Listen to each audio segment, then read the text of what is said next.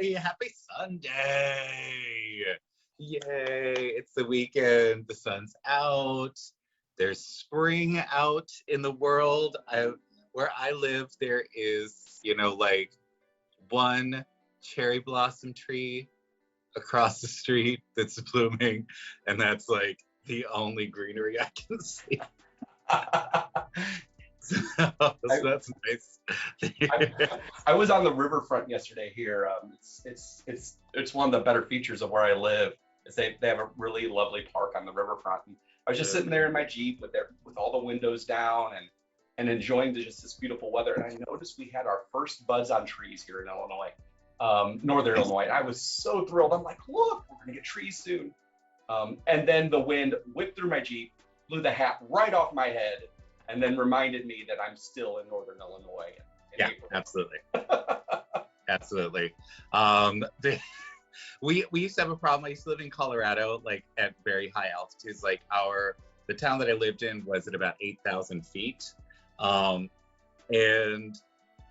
the issue for us is that like fruit trees, we wouldn't get anything. We would get no fruit in the summer ever because the fruit trees would start budding, all the flowers would start budding, the bushes, all that kind of stuff.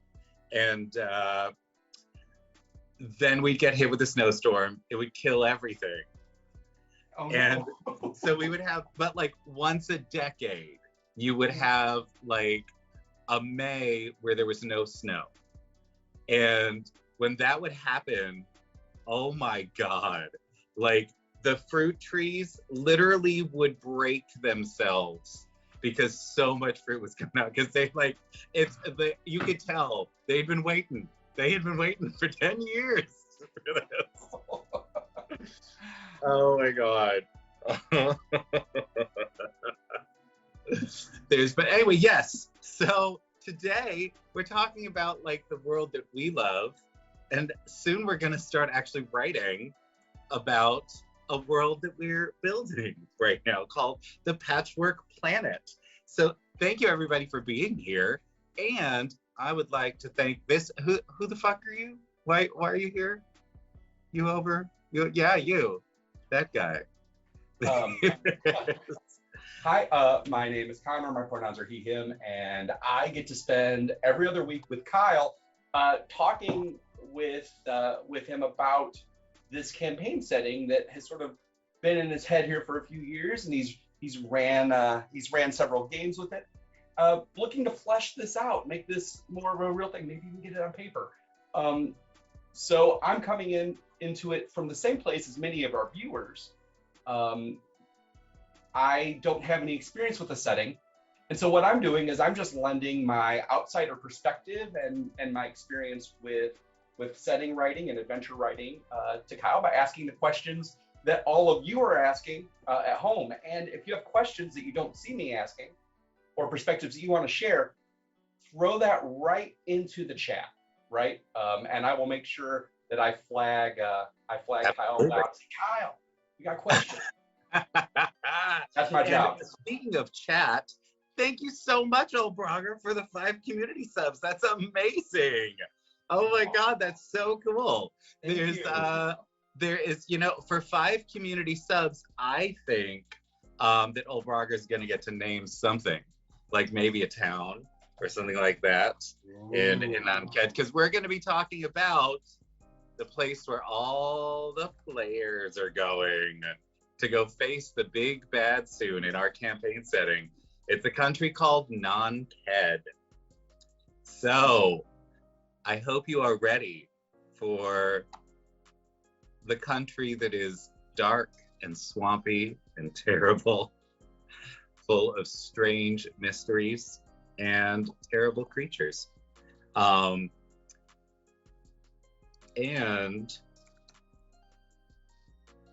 I hope you're ready to have some fun building it. Yay! All right, so let's start out so everybody in chat knows what's going on with the basis for this world. This world is called the Patchwork Planet because there was a war of the gods. They each had built a planet that was perfect for them. and just for them. So Valinor had created a whole world of awakened animals. Joaquin had created a fabulous world where trade was perfect. Every single city on the planet had something that other cities wanted, and everything was equal. It was the perfect capitalist society where everybody had something that somebody else wanted. You have the fabulous world of Sune, where everyone was psychic, so that there were never any secrets and love would never be destroyed because somebody was lying. And in the War of the Gods, all of these worlds started getting destroyed. They started using the worlds as weapons against the other gods.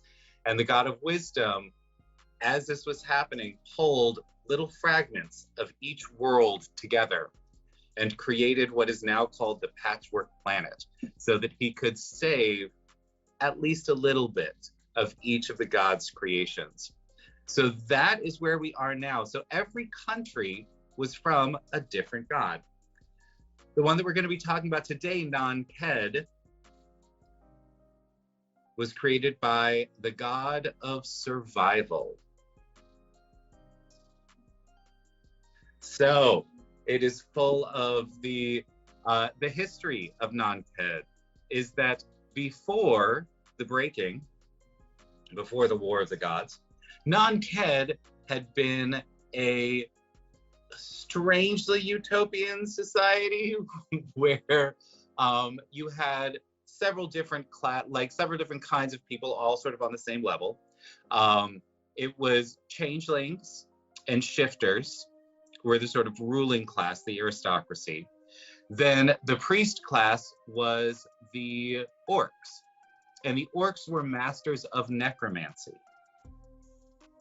So the orcs, at the behest of the various shifters and changelings, every time somebody died, would raise them, and their entire workforce was zombies that lived forever. You didn't have to pay them, so they had free labor, and they didn't have to enslave anybody. So for them, it was just totally fine. So it was like they had a whole slew of interesting necromantic spells. There were things like preserving corpses so that they could be used as servants inside the house, so that they would still look nice and they wouldn't start falling apart and rotting. Things like that, like illusions for these corpses, so that the aristocracy wouldn't be offended by having, dead people wandering around. So after the breaking, when all the gods sort of curled themselves around this world to protect it, their power cut everyone else off from the multiverse. So this world suddenly lost any access to necromancy, because necromancy is fueled by power from the negative energy plane. Because of that, all of the undead went away. But it also meant that there was no healing, because that comes from the positive energy plane. And there was no summoning, because that comes from the Feywild. So everything, yes, Norcromancy, that is correct. So as that happens, suddenly they were left without a workforce in a situation where their entire world had been destroyed and they needed to rebuild. So the shifters, and because the orcs suddenly could not do anything, they had lost all of their magical abilities, the shifters enslaved the orcs and said, if you can't make the undead happen, then you're going to build this for us instead. At the same time, one of the rulers, Kilnasi the First, had discovered in her divination magics that the world was going to be destroyed and that the world was going to be cut off from the multiverse for 1,000 years. So in order to maintain order, she found, not so much found as the fleets of mind flayers that had been attacking Sune's planet were destroyed, Kilnasi went and discovered a huge artifact that is shaped like a crown. It was something that the Mind Flayers used to bolster their psionic energy. The leader, essentially the one who was considered the leader of that crew, would put that on, become incredibly powerful, and then rule over the other Mind Flayers in the area. Kilnasi stole this from the Mind Flayers and attached her phylactery to it as she was turning herself into a lich, creating a new artifact that was tied to her bloodline. She gave that artifact to her daughter, and with it, her daughter was able to create a hive mind in the country. So she had absolute control over everyone in the entire country. Kilnasi went to the Shadowfell and spent 1,000 years preparing for her return. When the world opened back up, she did return. She discovered that her descendants had become weak, and because she worshipped the god of survival, she killed her own descendant, took back the crown, and is now the ruler once again of Nankan. So she is currently building up an army utilizing another artifact that she created, that when a living person is placed on one side of it and a mechanical thing is placed on the other side of it, it will rip the soul out of the person and put it into the mechanical creature, thereby creating a zombie and a warforged, both totally under her control, and then sending them out as mindless servants to go destroy the world. And not so much destroy it as just invade every other country and do exactly that to every single living creature on the planet. So that's what Kilnasi wants to do. So now that you have that sort of baseline history, let's get started. Let's put some pen to paper. First off, does anybody in chat have any questions about that history? Anything?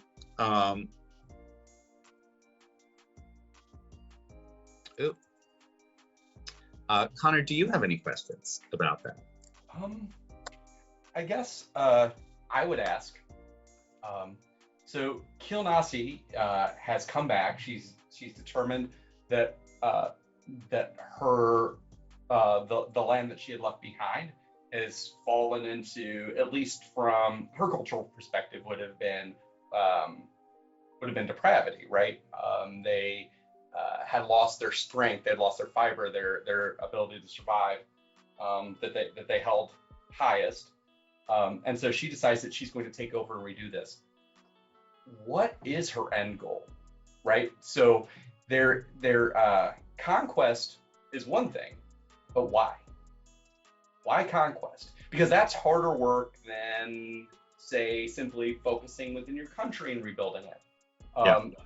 What does Kilnasi see as the end point for this? So the end point for her is to reclaim what she knew before the breaking, which was a world where she was one of the aristocrats and she had an entire country of undead to do her bidding forever. That this is just, and now she can make that an eternal goal, where she has absolute control and absolute power, but she isn't very intelligent, and she understands that if she begins to do that and starts, she knows that the other countries aren't going to like it. So they're going to try to stop her, they're going to try to invade. So she knows she has to strike first. Okay.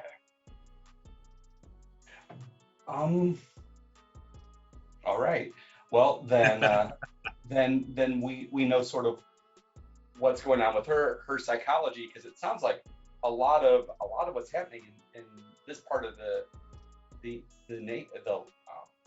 Patchwork planet is tied into what she's thinking, right? She's powerful enough that that she's bent an entire nation to her whims. So I just want to have a good idea of what's going on in her head, because that will lead me to ask other questions down the road. Absolutely. All right, I'm setting up this document. And let's see. Oh, that's not spelled right. There we go. And what's the final one that we created? So we have pre-breaking, the binding, the reconciliation, and the reawakening. Those are the 4 ages that we have. So in the pre-breaking, we'll start with the, I'm looking at my others trying to see what our basic template is. All right, races, cities, major events, flora and fauna. All right. Races, cities, major events, fauna, flora. Okay, fabulous. And let's do some copying and pasting. And some copying and pasting. This is the really fun part for everyone. All right, so the races, we had shifters, changelings, and orcs. It sounds like Warforged also. That was a new thing. There were no Warforged in the world before. Okay. Yeah, this is something that she discovered in the Shadowfell. As the souls of Warforged came through that area. She'd never seen one before she got there. Okay. So. Oh, yes, I can. I sure can. As my slow-ass computer loads, very slowly, as it were. Yeah, I wanted Warforged to be something sort of new in this world. Okay. And something that would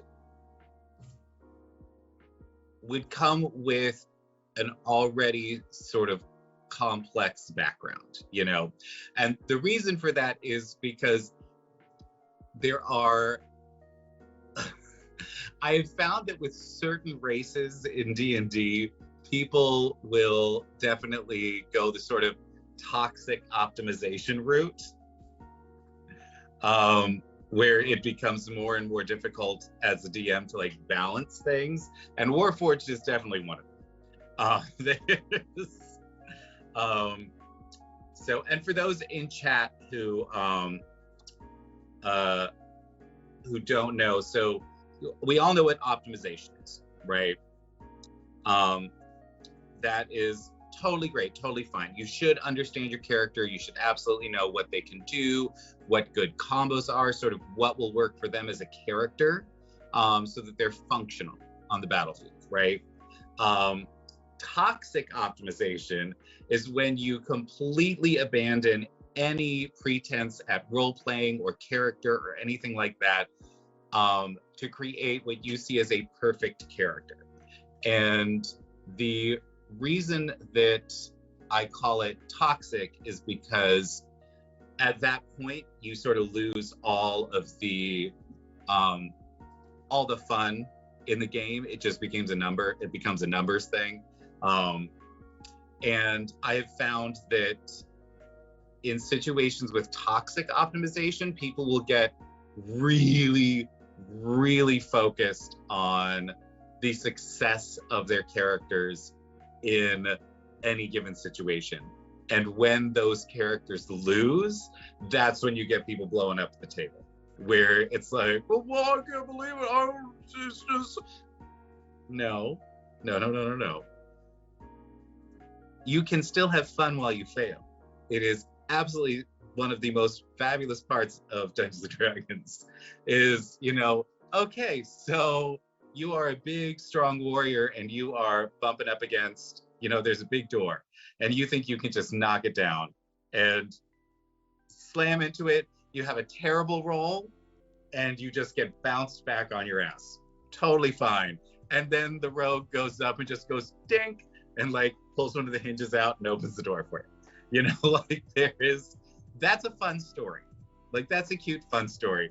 What's not a fun story is, but no, I should totally be able to do that because my strength is super high and blah, blah, and I'm just gonna do like, and why are you being so mean to me?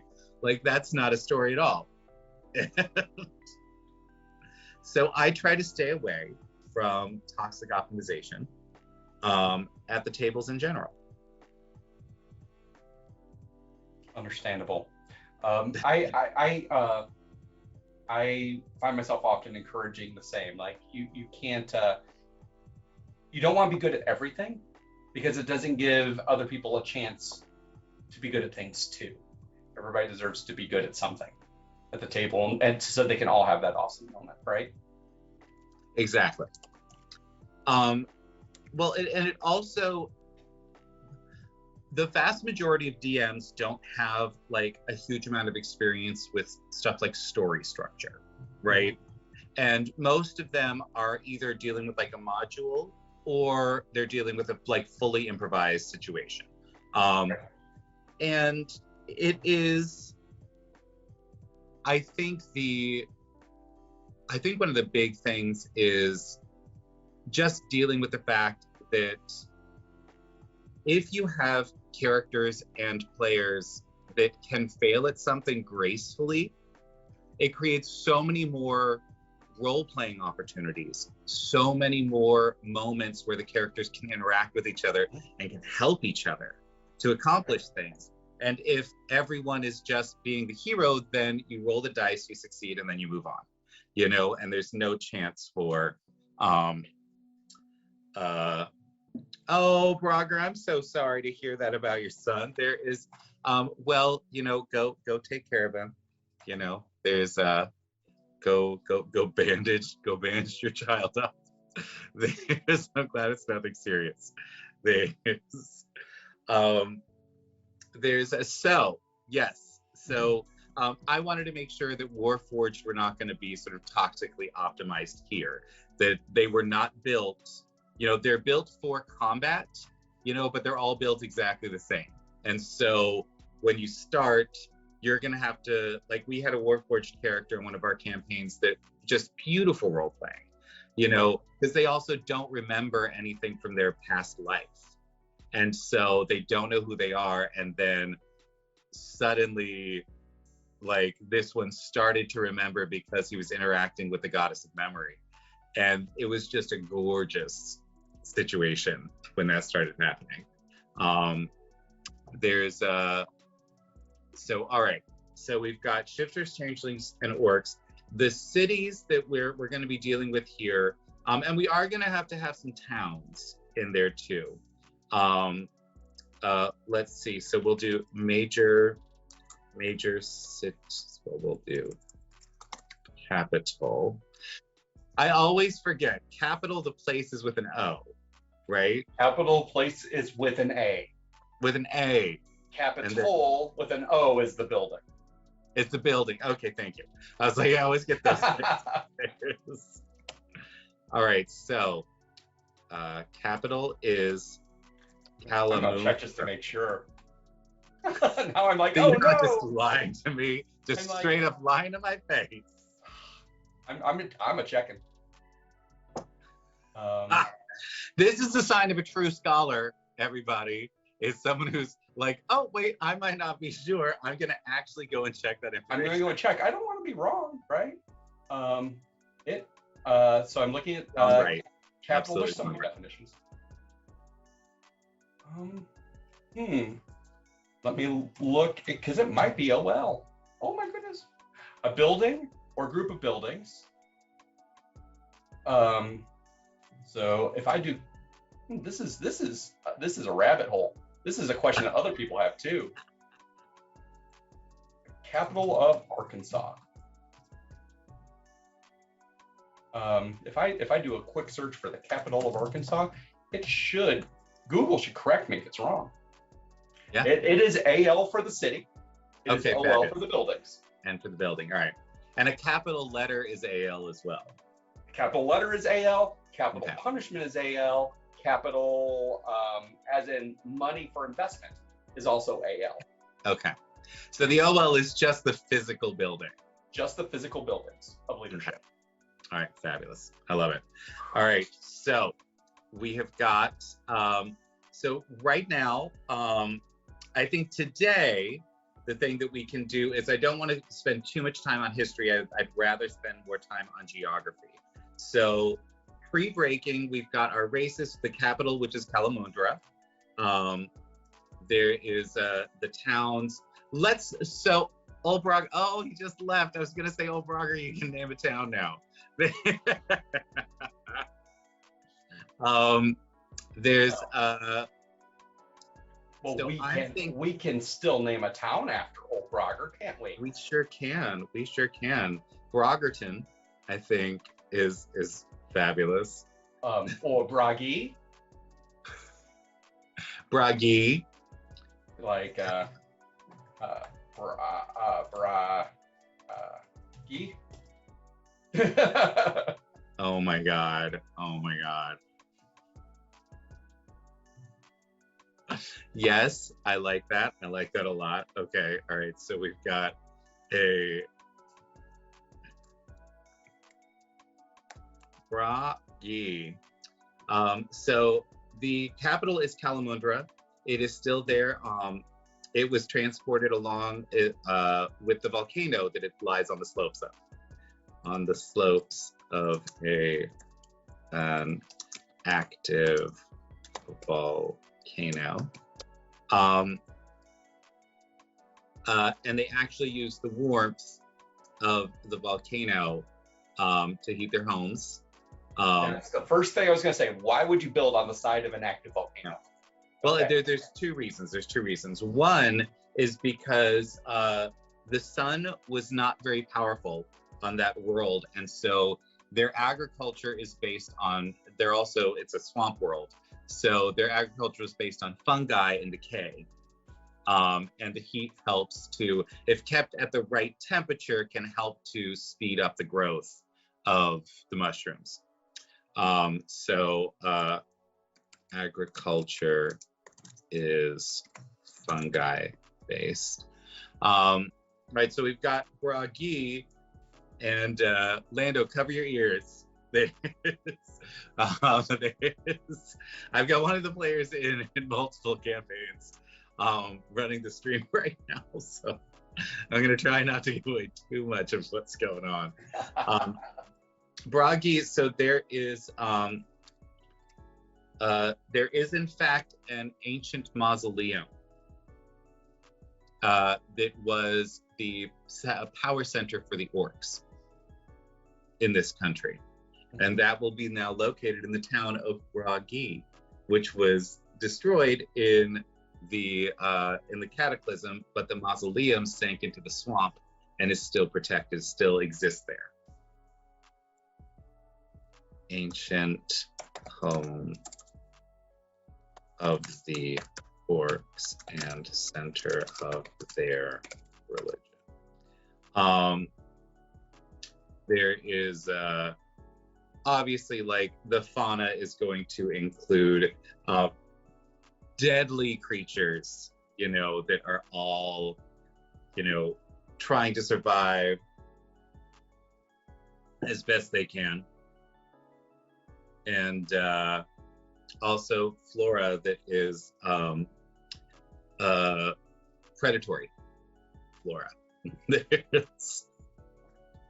Which is always fun. It's always fun to have like nice, like, animals that are going to poison you and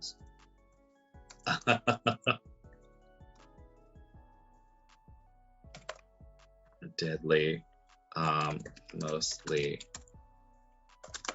predatory. All right, fabulous. So none of that is really going to change throughout the history here.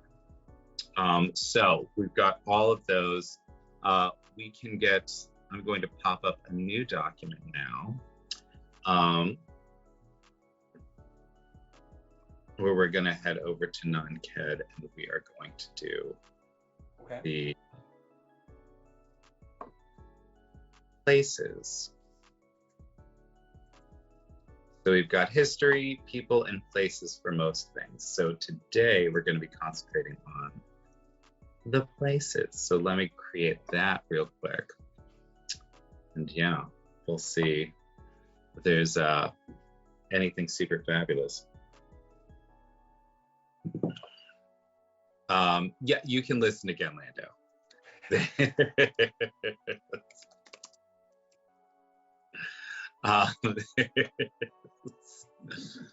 So we have got, all right, hold on. Let me grab this. So this is going to be places. All right. And let me look over here again at Duopolis. With Duopolis, let's see how we've had set up. Because I'm trying to make sure that it's sort of standardized so that whenever we then start putting it someplace else, it will be, okay, so there's nothing in there. So we get to create the standardization here. That's always fun. All right, let's get this tab over here so that I don't have to find it somewhere else. So places, we're going to start with, let's go larger to smaller. So geographical areas, specific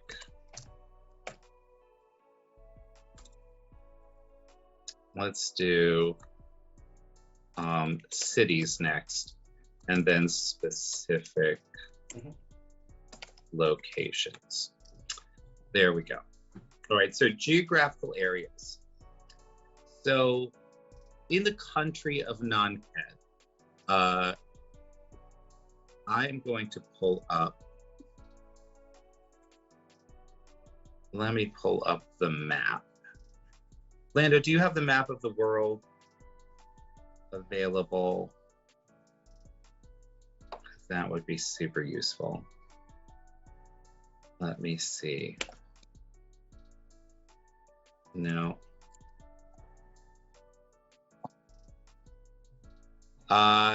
Yeah, that would be fabulous, so that we can actually look at non-KED, because it's been a while for me, so looking at non-KED and seeing what the actual features are. So most of it is swampland. All right, so we have got, I have found it now. And there we go. All right, so in the north is the coast, coastal area. Coastal area, bayou / mangrove forests up towards the coast.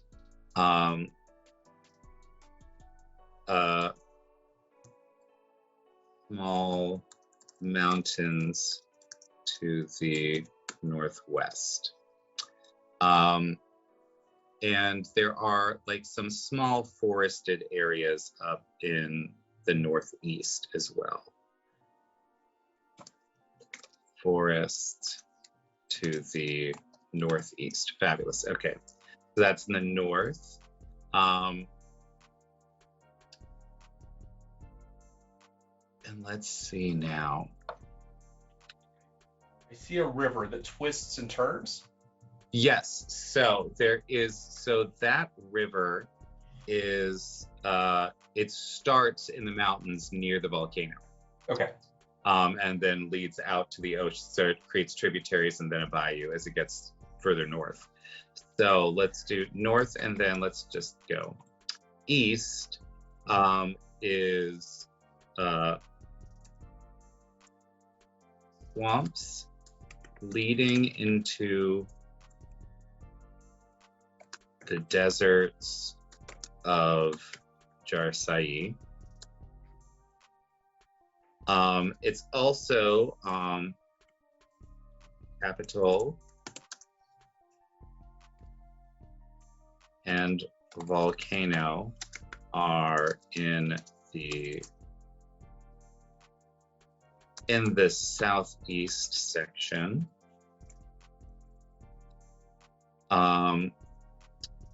And that's about all that's over there. Then to the south is, and this is where I think, so that's southeast. So the south of Nanked is really mostly just Verendeth. The south is border with Verendeth, which is a horrific land that is nothing grows on the surface. It was actually Lulth's world, and the entire world was Underdark. So it was caverns all the way down. And while it was in the shape of a sphere, it was strong enough to maintain itself. But when it got slotted into the Patchwork Planet, it didn't have that any longer. And so the caverns started collapsing under the weight of their own ceilings. And some of them haven't collapsed yet, but anyone that walks in Verendeth, there is a chance that every step you take, you'll just fall 1,000 feet into the darkness. There's just maybe, just like, and not like you'll hit a hole. It's like, a section like 1,000 feet wide is just gonna like collapse underneath you. So that's fun. So nobody goes to Verendeth. It also destroyed the vast majority of the Underdark species that lived there, as their caverns just collapsed on top of them. So that's very sad, I hear ghost cities in our world building in the future. Ooh, Deep underground ghost cities. I think I heard that too. I love that. That's anyway, back to where we were at. So to the west, we have got the forest border with Duopolis, and then central is we need to name this river. I never named the river. What the hell is the river's name? Well, let's see if we can get some good ideas from. Oh, sorry, it's a new place. My brain today is. You have the patchwork brain today. I do. It is truly distressing. All right.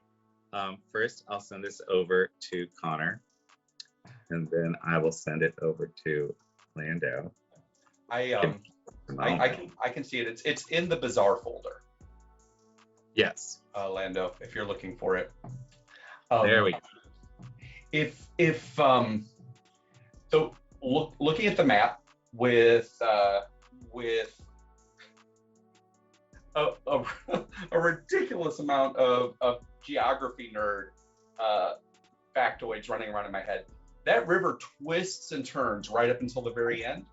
And typically a river that with that extreme an amount of directional change, there's a few things are true of it. It's typically narrow. Yeah. It's typically short, and it's typically fast. So it would be a great river for sailing down. It'd be a terrible river for sailing up, because the water would be moving so quickly. I can only imagine you would see probably a lot of rapids, especially if the water was moving rocks down from the mountains.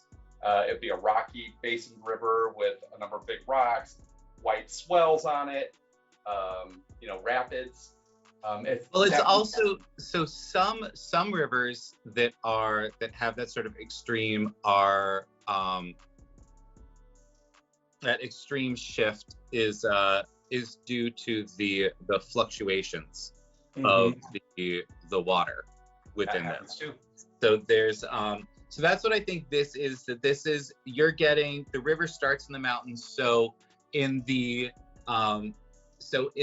fall and the winter, you know, the waters recede, and then in the spring and the summer with the runoff of the snow melts, then it starts going really hard and is carving, that's what's the thing that's carving the landscape, right, instead of going out into the swamps.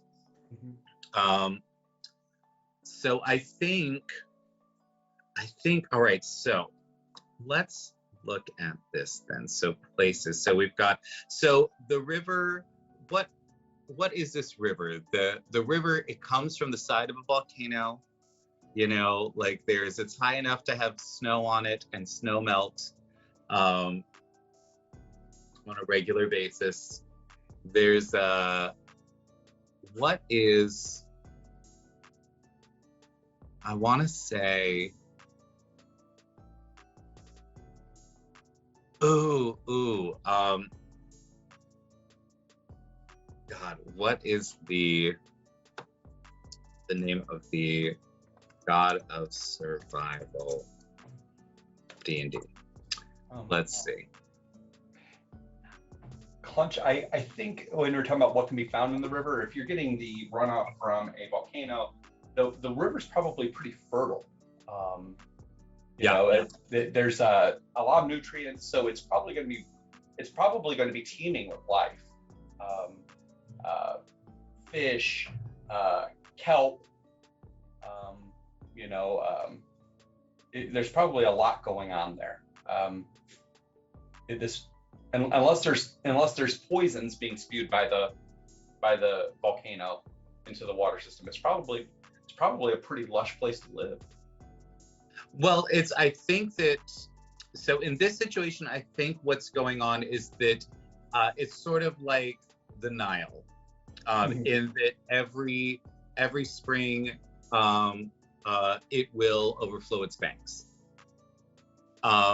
My guess is that it probably was not as powerful a river when it was on its own planet, but now that the volcano, which was on its own, is now next to a whole bunch of other mountains, all of that snow melt is now going into it. So that has sort of shifted the way the river goes. So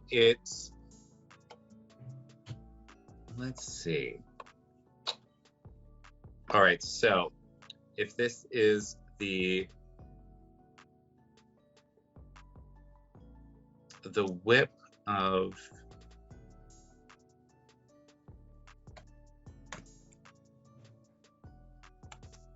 all right, well, we're gonna name a new god of survival now. I want it to be something like maybe like Iskior, something like that, where it's just, it seems sort of inconsequential, but they're very powerful. What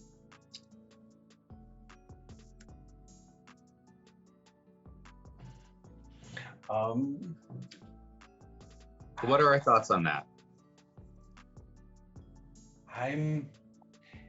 Is it something that you want there to be a lot of reference in the saying of it, or is it something where you want it to be a very primal sounding name, like a monosyllabic name?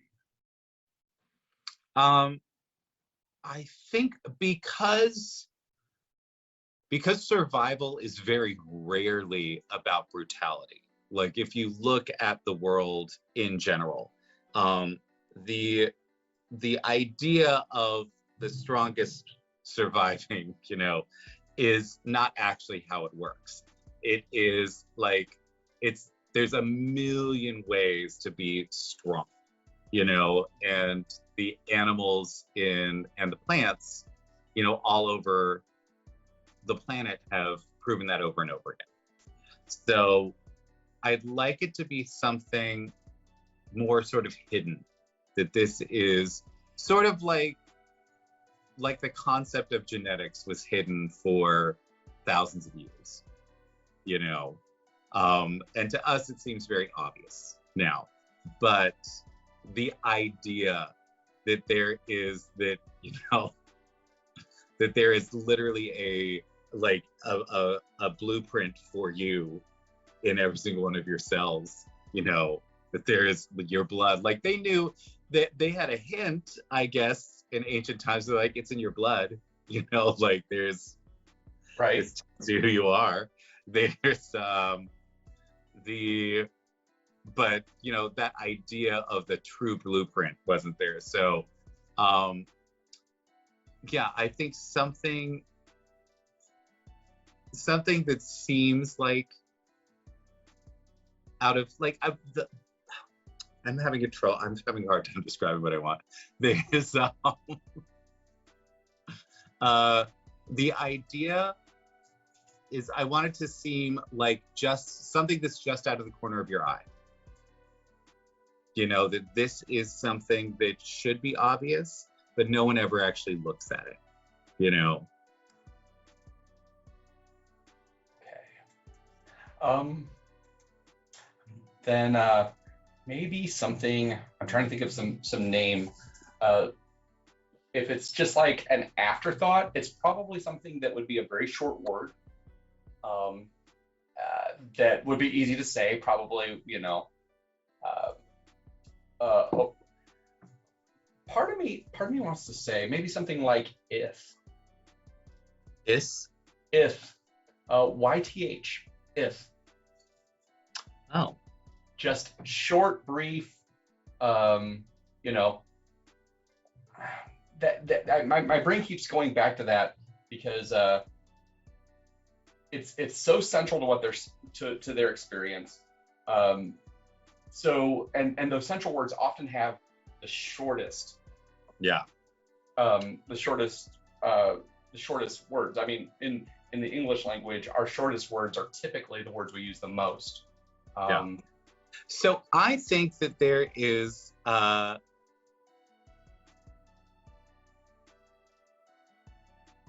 have this idea.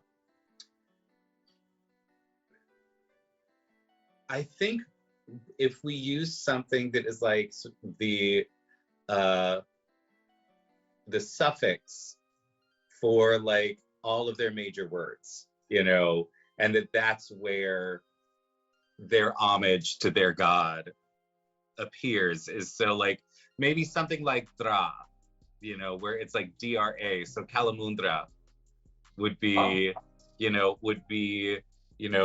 the grand city of Dra, you know. There's, I think, something like that. How do we feel about that? I think that's a neat way to bring it into the everyday experience. And many of the important names of people or places could have Dra added at the end, which means nothing except that this person is an adherent to Dra, or it was dedicated to Dra. I love that. Okay, so I'm gonna head back over to this, and instead of Bragi, I'm going to call it Bragidra.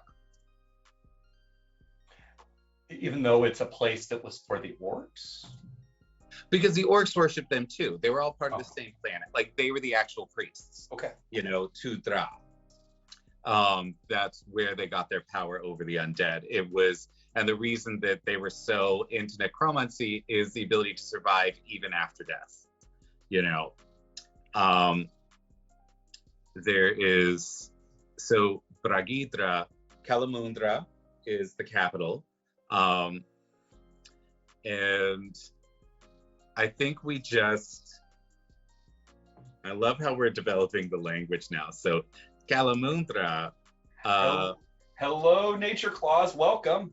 Oh, welcome. Thank you for the follow. You're awesome. There is let's see, if it's would the cities on the mountains throw their deceased in boats down the river? This depends on who named the river. Yeah, I mean, I would say no in this situation. There's the because I think there would be too many rapids. I think that if it was sort of like a slower, lower river, I could totally see that. As you know, you would create the family would like create a raft, and you'd put the body down, like you'd put the body there, and it would be like its own funeral procession, so that as the bodies, like if there were a bunch of rafts, like people downriver could also like pay homage to those that are passing by, on their way into undeath. I think that would be super delightful. If it's hidden, maybe there's a longer word that is common in the modern era, but it took a while for people to realize that the longer word's root comes from the survival god's name. Yeah, I think that's 100% legit, that there are names that have been passed down over the generations, but because the temple was destroyed, or wasn't destroyed, the temple was hidden or lost, and then the whole country became a hive mind, that so much of the culture and the history would have disappeared. So I'm gonna say, all right, so Kalamundra, Kal as a prefix means great. Mun equals city. Ra equals god of survival. So Kalamundra is the great city of Dra. And Bragidra, I'm going to say Bra equals first. E equals temple.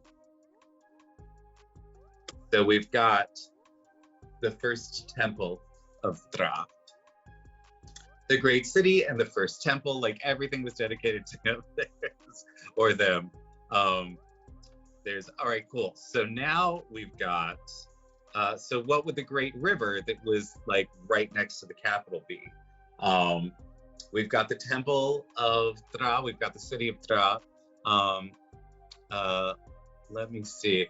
I like the idea of it's like the whip of Dra, or the the gift of Dra. I was thinking gift too, because it keeps providing a lot of food. Yeah. Let's see. So what would be a good, give me a good syllable for gift. Chat. What are your thoughts? What are your thoughts? There's I am thinking everything has these nice open round vowels happening. We have Gree in chat. Gree. I feel like that doesn't Gree. I'd like something that's a little more open, so something more with like an O or an A, something like that. Because we've got and Gi, I feel like Gi and Gree would be too close to each other. Very good, Lando. You're dead to me. that terrible dad joke. Alm was Alm. Let's see. So what would that be? So that'd be Almdra. Let's see. The gift of Almdra. Or Traum. Ooh, the river Traum. There's another Alhom. Alom. Dralom. You know what? I like that. Loam as gift. Like the Fradra. Fra, that's sort of nice. Just like light and airy. Now I'm spoiled for choice now. Like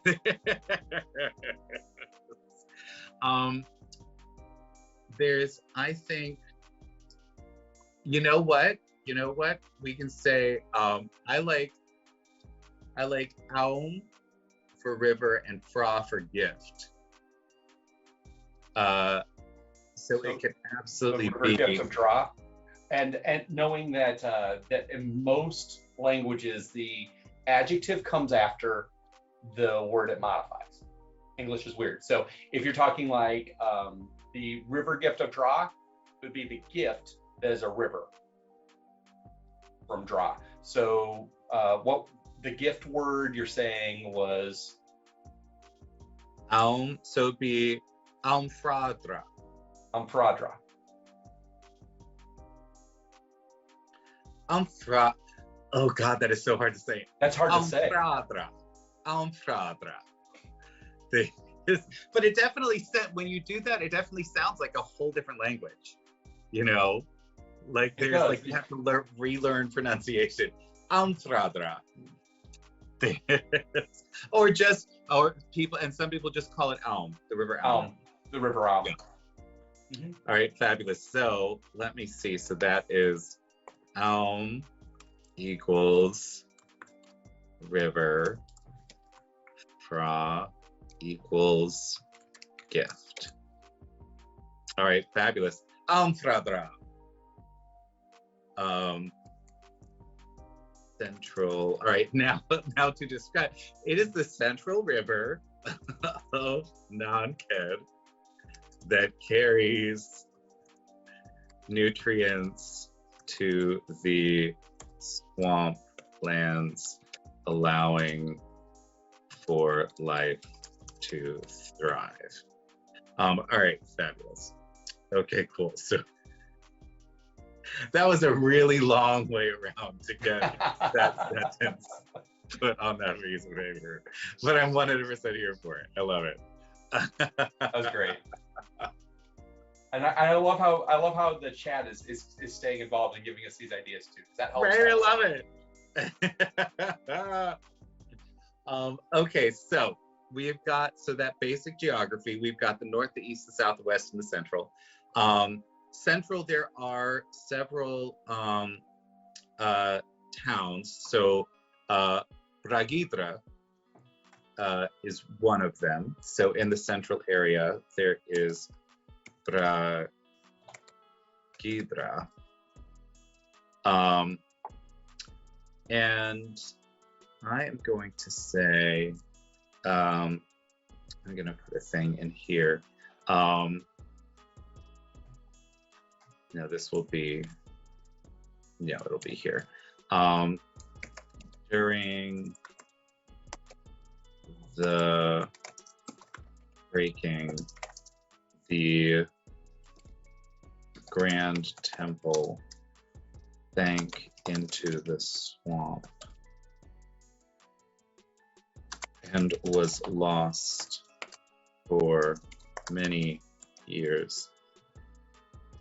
All right, fabulous. So we've got that. Bragidra. And there is, so in Bragidra, there's definitely going to need to be, well, no, that'll be, oh, I've got that totally in the wrong area, because now that should be in cities. So we've got Kalamundra, and we've got Bragidra. All right, in Bragidra, there's definitely going to need to be like a small, like sort of a smaller churchish thing. Church. That like the power of Thra still emanates from this, and it like, you know, this is the place where, you know, even though for 1,000 years they had no power at all, this is where the clerics would congregate, you know. Boom, got an idea. Yeah. Hot Springs. Ooh. All right, so in the central area, there will be the Bragidra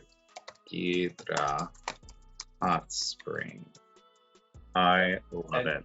and have that church be there, because those places are going to be teeming with life.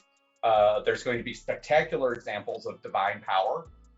There's going, it's a volcanically active place. So I wouldn't be surprised to find like a geyser or something like that present there, even one that you could set to a clock to. Just let's see. All right. So this would be the Bragidra Hot Springs. This center of worship, that is not how you spell any of those words. The center of worship of Tra is, I think in this situation, it's like, I'm going to say, mainly because there is a place in Colorado that I love, which was the best hot springs ever. It is story time. So there's a place called Orvis near where I lived in Colorado. It is, most hot springs smell like sulfur, right? When you get out, we smell like rotten eggs. And the beautiful thing about Orvis and all of the hot springs around that area of Colorado is that they do not smell of sulfur. Oh. And the reason they don't is because there is so much lithium in the rocks that it naturally bonds with the sulfur that's in the water and creates a lithium sulfate. Mm-hmm. And lithium sulfate is something that you give people as a mood stabilizer. Yes, it is. And the infamous lithium. Yeah. And because you are sitting in hot water and your pores are open, you actually absorb some of this just through breathing it in as it steams, and you'll get it in your eyes, your face, and through your skin. So after you've been sitting in there for about 45 minutes, you can literally feel a shift happen where suddenly you just get relaxed. Like, even if you were there to relax in the first place, there's like 45 minutes in, suddenly something shifts. You can feel it in your body. And it was gorgeous. Like, it was all like, there were like 7 different pools that were different sizes and different temperatures, and it was all landscaped, and there were flowers everywhere. It was just stunningly beautiful, and it was clothing optional. And so I feel like this absolutely would be like, that's one of the things about like the worship here would be, don't hide, who you are in front of Tra. There is no reason for you to be, clothed in this environment. It is just absolutely fine. And that this will be, because I miss it. I do. And well, it's one of those things where I should say, the clothing optional thing, like for some people, it's a little awkward, and that's totally fine. It wasn't required that you go naked, but most people were. And it's one of those things where after about, like, even if you've never been in a situation like that, after about 10 minutes, suddenly it just doesn't matter anymore, because there's nothing, like, nobody's ashamed of it. Nobody's like trying to hide themselves as they're like wandering around. It's just, nope, these are human bodies. This is what it looks like. It's great. So yeah, I love that. The center of worship draw is the central section of the hot springs. This area is festooned with, I love that word, festooned. It automatically makes everything sound piratey. Yeah, absolutely. This area is festooned with trophies of all kinds. Animal. So I feel like this would be some, like, a part of the survival is the taming of the world around you and the animals around you. So I feel like it would also be sort of a zoo, I feel like it would be like hot springs surrounded by. I love that. There's just like you can go and explore. Like you can see all the different like it's like there's a fabulous like greenhouse where you can see all of the terrible, poisonous, ridiculous plants. There is yeah, it's oh my God, did you pull up the link for Orcas? Yes, absolutely. It is gorgeous. Like this is literally that's one of the pools, you know, like that you're seeing there. That's like that's the pond.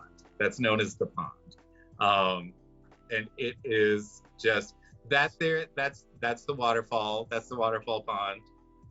It's like the water in that pond, or like it's called Island Pond, but we all call it the waterfall pond.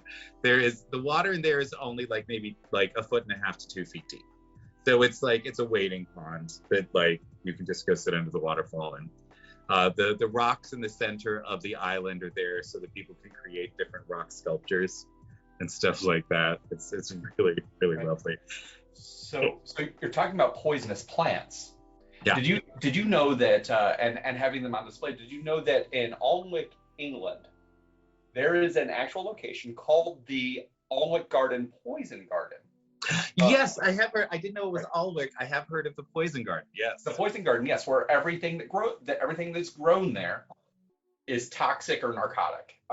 And like it could set a beautiful template for what you're considering there. I love it. If you're talking about like understanding this place and understanding a zone of survival, like that could set a really nice template. I'm looking at images of this online, and it's a beautiful place. It's safe if you follow their safety rules. Yep. Don't touch, taste, or smell anything too closely. But it's an absolutely beautiful space.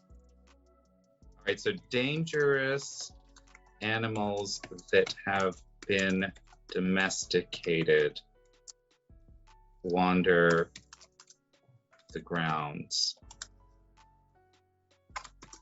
The plantings, all right, so here's the thing. So the plantings around the pools themselves are narcotic or hallucinogenic in nature and are utilized by the priests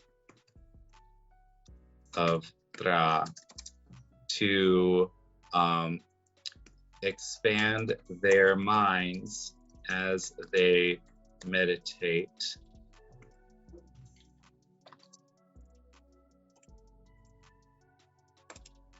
As they meditate nude in the hot springs. Olive Garden, Poison Garden, Lando. You're a bastard. All right, so the center of worship of Ra is the central section of the hot springs. This area is festooned with trophies of all kinds. Dangerous animals that have been domesticated wander the grounds. The plantings around the pools themselves are narcotic or hallucinogenic in nature and are utilized by the priests of Dra to expand their minds as they meditate nude in the hot springs. Those that visit the springs are free to wander the grounds, and as an initiation ritual, new priests are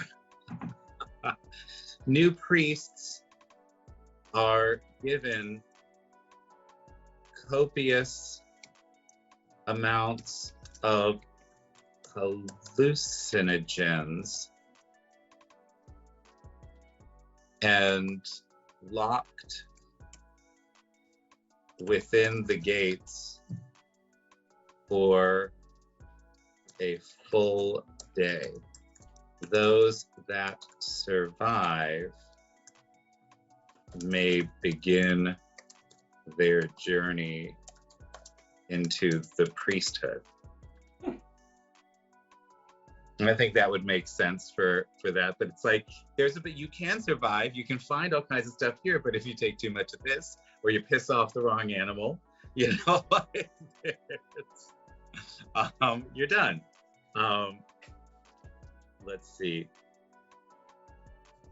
All the plants in the gardens are dangerous in some way.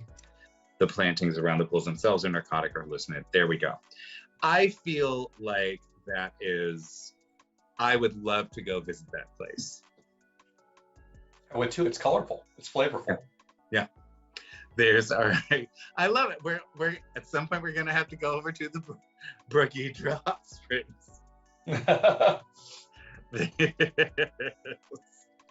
All right, fabulous. Let me see. There's a secret pool above.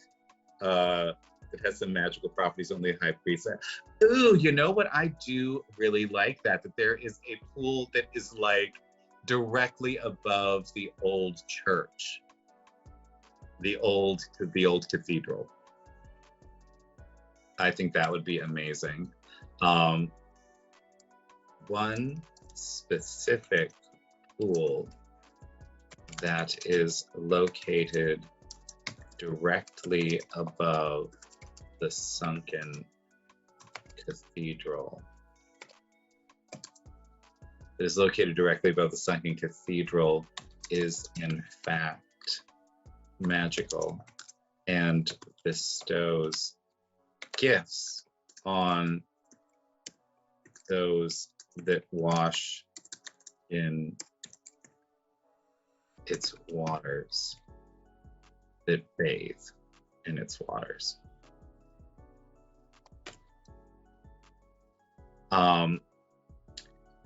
And I feel like that doesn't break the lore either, because Dra would have been one of the gods physically wrapped around the world, and therefore would have been able to empower at least that pool, you know. There is, yes. All right, so let's see. All right, I love that. So that's Bragidra. So we've got that. I'm gonna look here at this fun little map here. And there we've got like 3 villages on the map. I'm gonna say that like the one closest to the capital is probably Bragidra. So there is, all right, let's do, all right, so Bragidra, closest town to the capital. It was one of the first to fall when Kilnasi began converting the population of non-Ked to undead servants. So there's so that's the thing. Let me see. There's we've got, all right. I'm loving this. This is so awesome. Right? Yay. Yay. All right. Okay. Before we hit the next one, we've been going for about an hour and a half. So why don't we take a little break? We're going to take just a little 10-minute break. And we will be back in just a moment. Please feel free to head down to the About section where you can find links to all of our fabulous sponsors, including Hero Forge, D&D Beyond, Phoenix Dice, Souls Rolls, Gemmed Firefly, Idle Champions of the Forgotten Realms, and Realm Warp Media. So please go head down there, go check them out, go give them a little bit of love. And don't forget to stand up, stretch, hydrate, Yep. go to the bathroom, take care of yourself too. Absolutely. Healthcare is healthcare. And we will see you in just a second. Yay! Hello again. Well, I hope that you all have been enjoying this as much as I have. I love when we get to like really design some interesting things. It just, and sort of to solidify what this really looks like. It makes it so much, for me as a DM, it makes it so much easier to adventure in the world, because then I can just be like, oh, we're going over here, and then this is over here, and then oh no, they're from the hot springs. There's they're sitting in the tavern naked because they don't realize that they're in the wrong country. Like, this is not what one does. Or I feel like it would be a situation where, like, when clerics of Thra go to other temples, they take off their clothes, and everyone else is like, what are you doing? Like, yeah, most interesting fashion choice of all. No fashion. Yeah, absolutely. Absolutely. So yes, all right. So we've got Bragidra, we've got the Sunken Temple there. All right, so now I feel like that's going to need to be a specific location. Is Sunken Temple at Bragidra.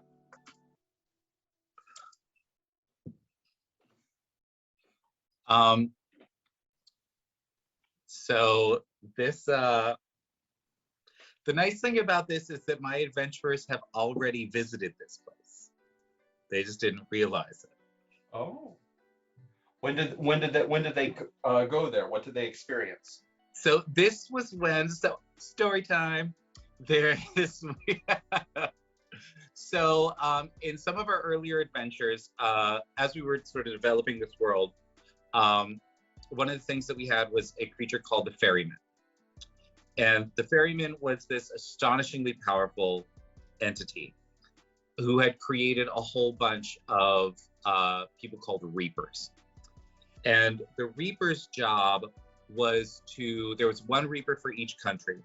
And their job was to actually go throughout that country and make sure that all of the corpses were marked so that the ferrymen could actually take their souls to the afterlife. Because they were cut off from the multiverse, souls were getting trapped. But if they were marked, then the ferrymen could find them and take them out of this world. For 1,000 years, people did not understand why this was the way it was. They just knew that this was the way it was. But in the War of the Gods, it turns out the adventurers discovered this eventually. Within the War of the Gods, Sune, the goddess of love, was one of the first and only gods to actually take a wound. The god of destruction shattered their world against Sune, who held up her wrist to block it, and a whole range of mountains actually pierced her wrist. And so that was the only place, as the gods wrapped their bodies around the world, where there was an opening to go outside. So Sune actually gave up a small portion of her power to create the ferryman so that loved ones would not be separated in the afterlife. So the ferryman was her creation.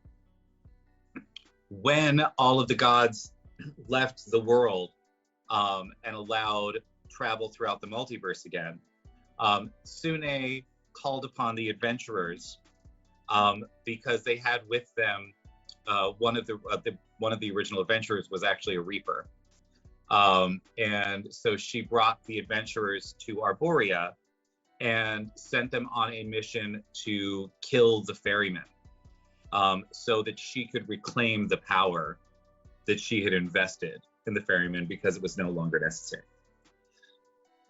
So they did that, and the third level of Arborea actually bloomed into life. It had been this desolate wasteland for thousands of years, and it bloomed into life. And it turns out that the Reapers were actually, there were 1,000 Reapers created during the breaking, and they were the souls of people who were going to die in the cataclysm anyway, but Sune gave them the choice. You can serve me, you know, doing this, or you can pass on to the afterlife. And these were the 1,000 people that said, yes, we will serve you. And all of them had been trapped in this cathedral, totally inanimate, because they only needed one Reaper. There were 1,000 of them, so that if a Reaper died, they would immediately be replaced by a new Reaper. But they were in this cathedral for 1,000 years. And when the ferryman was destroyed, they all got freed. And so this gorgeous forest of red trees was created in Arborea. And here in the cathedral, all of the corpses of all of the Reapers suddenly bloomed with this red crystal flower to show that they had passed on. So that's where, after they'd done this whole adventure for Sune, that's where Sune sent them back to when they came back into the world. Unfortunately, immediately they had to run off because they were being chased by a bunch of Thraikeen. But that's where the actual cathedral is. So it's there, and we know that it is full of red crystal flowers and the corpses of all the Reapers.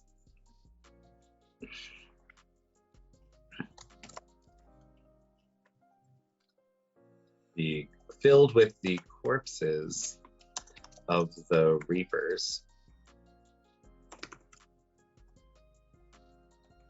Blooming with flowers. Yes. So that's fun. I like that. I think that makes me happy. All right, cool. So next,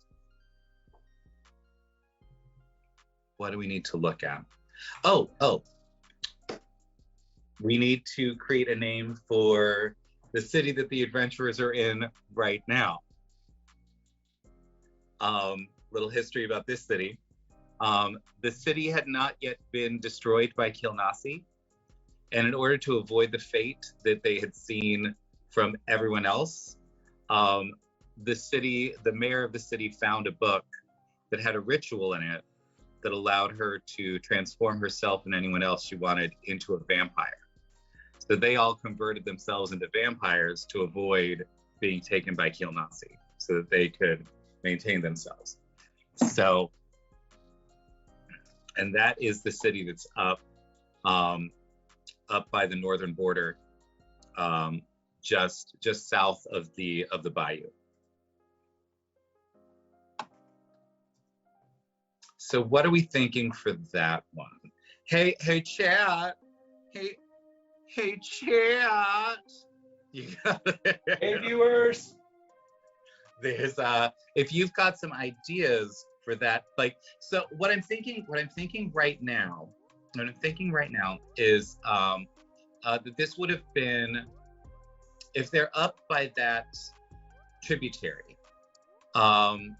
my guess is that this would be a city that was full of people who were like more fishermen, maybe, hunters and fishermen, things like that, in the mangrove swamps. I wonder what that would, so let me see. The town itself is on dry land. So I think, I'm trying to think. So we've got words for river, gift, great, city, first. Let's see,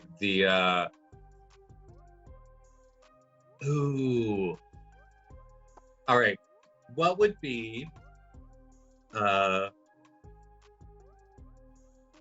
let's see what the word is going to be for ocean. Because I think I want this to be in the non-Cadian tongue. I want this to be Ocean Guard. This is the city that guards the entrance to the ocean. So all right, so ocean, something vast, something deep. I feel like maybe like through. No, we've got too many DRs in there. Sa. I think it should be a little bigger because they would have familiarity with the river. The ocean would be a secondary thing, so it wouldn't be like the one syllable thing. I think that it would be so sala. You know what though? If they're centered on a river, the ocean would be where the river ends. Can we combine the word for river's end? And then have that be the word that they use for ocean? Absolutely. So we've got, so aum is river. So end. Do we have, let's see, we've got great, we've got first. So we've got first, which is pra. So let's put that, I think something that's completely different that would be, so towards the, it starts with the second letter of the alphabet. So let's start it with the second to last letter of the alphabet, Y. Yeg. I think yeg, Y-E-G, would be fabulous. Chat, what do we think for the word for end? Yeg. Yegaum. So if we're doing river's end, it would be yegaum. Yeah. All right, so we've got, all right, yegaum. Which would be the word for ocean, yegaum, which in essence it means river's end, but for them they're focused on the river. You said the ocean is just a completely, that's just where the river stops. That's right. So yegaum, so it would be, so, and to guard. So to guard. Yegaum,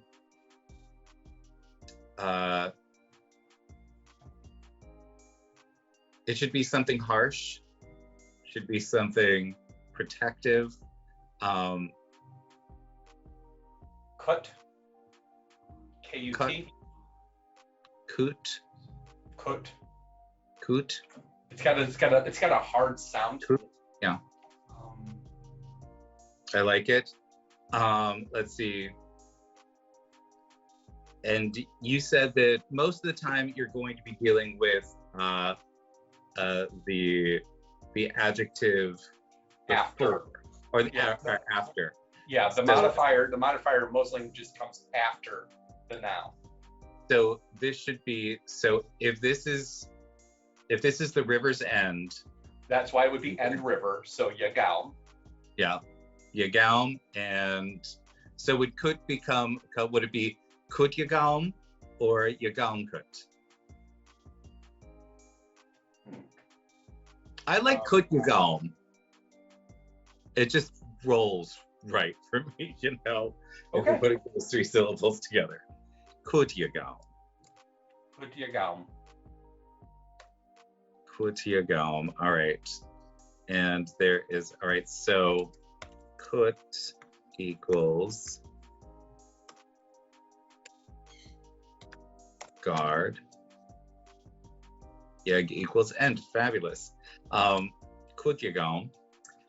I love that. Yay. Oh, this is awesome. Oh, Games and Tea, welcome. We got a raid. Oh my gosh, Malakisa. I love it. So just so you know, old Brogger did 5 gift subs earlier. So we actually named a city in the Patrick Planet after him. And I love it because we've started developing the language around that. So we now know, we now know that Bra is first, Gi is temple, Kal is great, Moon is city, Dra is their god, the god of survival. Um, and we also have Aum is a river, Thra is gift, Kut is guard, and Yeg is end. So we've got things, and they are a sort of like German is a language where they just add new syllables on to indicate new words. It's that kind of language. So there is the city that is in the center and is sort of the religious heart of the country is Amstradra, which means the river is the gift of Dra. So yeah, if anybody wants to jump up in there and help us start naming some things, that is delightful. We have so far today, we have discovered a few things about Nanked. And I love putting it that way, that it's like, we're not making it, we're discovering things about Nanked. You know, that there is Bragibra, which is the, Almthradra is the river. Bragidra is the town on the river that's also the place of worship. And let me read you a little of what we wrote so far. So it is the closest town to the capital, and its central space of worship is actually outdoors. It is a hot springs. The center of worship of Dra is the central section of the hot springs. This area is festooned with trophies of all kinds. Dangerous animals that have been domesticated wander the grounds. All the plants in the gardens are dangerous in some way, and the plantings around the pools themselves are narcotic or hallucinogenic in nature and are utilized by the priests of Dra to expand their minds as they meditate nude in the hot springs. Those that visit the springs are free to wander the grounds, and as an initiation ritual, new priests are given copious amounts of hallucinogens and locked within the gates for a full day. Those that survive may begin their journey into the priesthood, but most don't. You gotta really want it. Like, you gotta really believe it.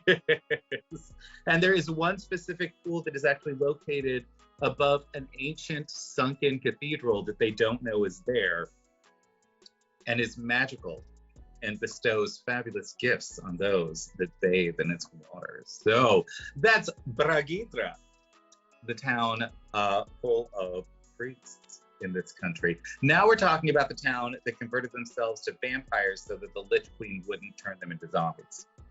So this one is Kutiagaum, and let's see, so they are located just south of the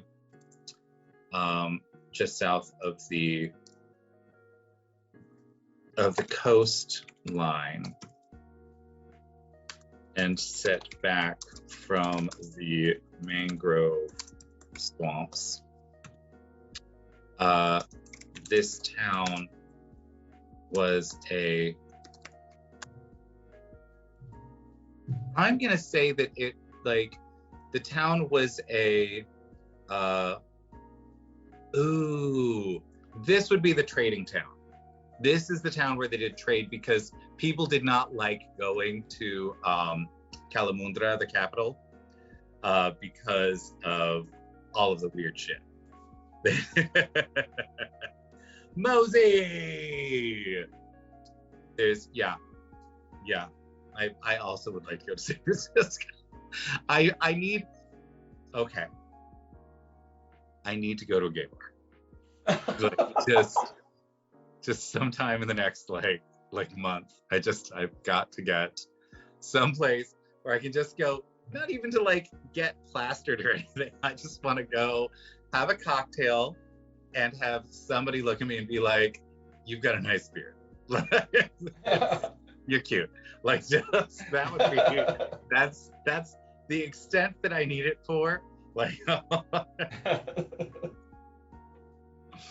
So yes, there's so we've got this fabulous town over here. Was a trading center before Kilnasi began destroying the country. So all right, so Kutjagom, I'm gonna say that they don't have a wall. That the swamp protects them. That there is like really the only way to get your goods into the town is through the mangrove forest, which is all, you know, so you only one large part of the economy is the guides that lead traders through the mangrove. Absolutely, I love it. And you can get there by land, but it is very dangerous. Overland routes are dangerous due to sinkholes and unseen mud patches that can drag a whole merchant caravan into the darkness without a ripple being seen on the surface. All right, fabulous. There is the only real way to enter the city is by way of the docks that reach almost a mile into the mangrove swamps.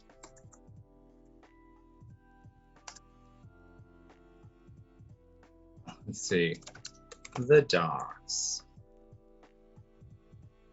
There is, I feel like the docks should absolutely be something delightful. Yeah, Mosey, why are you going to gay bars without me? That's very rude of you. You're a monster.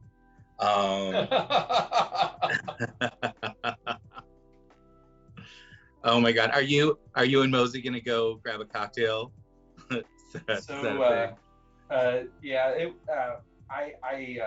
Mosey and I were supposed to grab a drink and a conversation at GaryCon this year.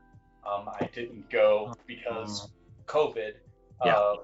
But we made a promise to get that drink later on this year. Well, that's fabulous. Speaking of cons, what are the other cons that are happening this year that are like actually fun? Oh, I love all cons though. If you're looking, well, okay, let me be more specific about what I'm looking for. So okay. obviously fun and fabulous networking. There is, but above and beyond that, you know how some cons there is what I'm looking for is sort of the energy. Like there's a different kind of energy. There have been cons where, for lack of better language, it's sort of sad, you know, where everyone feels a little desperate, you know, either for connection or, you know, like to find something or to, you know, get validation. There's that energy where everyone's just sort of like trying a little too hard. Like that's, for me, can be distressing. I'm thinking about cons where it is like there's the energy sort of like a farmer's market, where people are used to being there. They know what they've got, they know their spiel, but they also can have a fabulous conversation with you. And there are people that are wandering around that they're there because they're interested in this thing, but they are perfectly capable of having conversations about a million other things, you know. So, for me, so throwing out recommendations for cons I know are happening this year that I'm hoping to attend in June over Father's Day weekend. Origins Game Fair is a great convention for networking. It draws many of the biggest names in tabletop gaming, all areas of tabletop gaming, not just RPGs. And it's small enough that it is a place where people will meet up and just chat with people. Nice. But it's big enough that it still gets a lot of major draws. The other neat thing about it is there's a gay pride parade that marches through the middle of it on Saturday, or Sunday rather. No, it's definitely Saturday. They have the gay pride parade, and then Sunday is Father's Day. But they have the gay pride parade that marches right by the convention center on that Saturday. So a lot of people will stop gaming to go out and watch the gay pride parade, and then come back inside to play more games. Oh my God! It's a neat. I like going. It's a convention where I play, but it's a great one to network. Would you send me the link? Because honest to God, that sounds like an amazing weekend. It's in Columbus, Ohio. Ooh. And there's a delightful place called the Haymarket, where people rent stalls and often put restaurants or small eateries in there, so you can get all different sorts of just amazing food. I had the best Nepalese food with naan, fresh naan. It was just amazing. Nice. So there's a lot of reasons to go there. It's also pretty affordable. I'm a big fan of Gamehole Con as well. Gamehole Con. Gamehole Con is a very bizarre name. That's actually a reference to the place where the founders of the convention used to get together to play games. They called it the Game Hole, as like a little colloquial name. Gamehole Con is a gaming convention. You can see people there, and when I describe it to people, it's sort of like, at least for me, it's like a coming home. That's the convention where there's lots of hugs, lots of personal conversations, and so while there is networking there, there's also just a lot of like soul building sorts of activities. It's very centered on TTRPGs, and I can't recommend it enough. So I do absolutely intend to be at GameholeCon this year. I'm going to try my hardest to be at Origins. And if you know of any other gaming conventions through the end of the year, if you're in chat, that you would recommend, go ahead and throw them in there. Yeah, absolutely. My what appeals to me might not appeal to everybody, and let's give Kyle some good recommendations. Yes, please. So, but I think you would really enjoy Origins, if only because there's a gay pride parade marching right through the middle of it. I always thought that was so cool. I'm just like, wow, this is and the atmosphere in the convention hall is such that pretty much everybody just puts gaming for an hour or two and goes out and watches it. It's a very accepting place. Columbus, Ohio is. Oh my God. All right, cool. So I will absolutely check that out, see what that's all about. That'll be fabulous. Thank you for those. What were we talking about? Well, we were talking about Nanket, and in particular, we were on the part where we were talking about Kotyagao, the city of vampires. Okay, so before all the vampirism and all that good stuff, we have so the docks. I feel like the docks would be like they would have sort of turned into their own sort of section of the city. That the people that are the guides, because it's like if the docks extend a full mile out into the mangrove swamps, I feel like they would absolutely set that up for themselves, you know, in a really cool way. So let's see. So the docks. So we're discovering the docks. So yeah, chat, let me know like what people do for fun in the docks. Like I feel like there's definitely, the docks are unusually fortified for a dock area.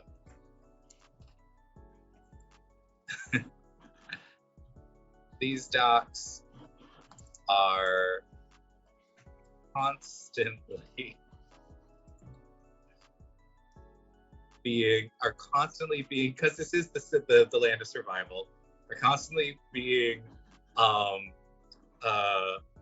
invaded by giant, is it alligators or crocodiles that live in the swamp? It depends on where you're at. When we're talking about the Nile, you're talking about crocodiles. If you're talking about the bayou, you're talking about alligators. Alligators. Okay. All right, by giant alligators and constrictor snakes, among other poisonous and deadly creatures. So I feel like the docks definitely would have been like, you know, like they're sort of, the sides of the docks are all like built up sort of like cages, you know, to like keep things out.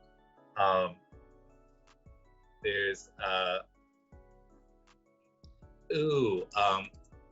the area around the docks definitely shimmers with a magical radiance as the metal structures protecting the citizens are also enchanted to keep vermin away from the living creatures within. I feel like that would have been like one of the very first things that they would have figured out how to do, is how to keep mosquitoes and spiders and stuff away. So we've got some docks. What other sections of a trade city would we need to have?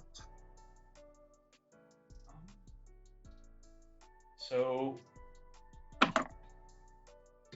for a trade city, we would need, it's not going to be very suitable for overland trade, right? It's swampy. So overland trade wouldn't necessarily work unless they had an extensive series of boardwalks. Yeah. So that is, all right, fabulous. You can't just launch a wagon or a horse over swampy ground.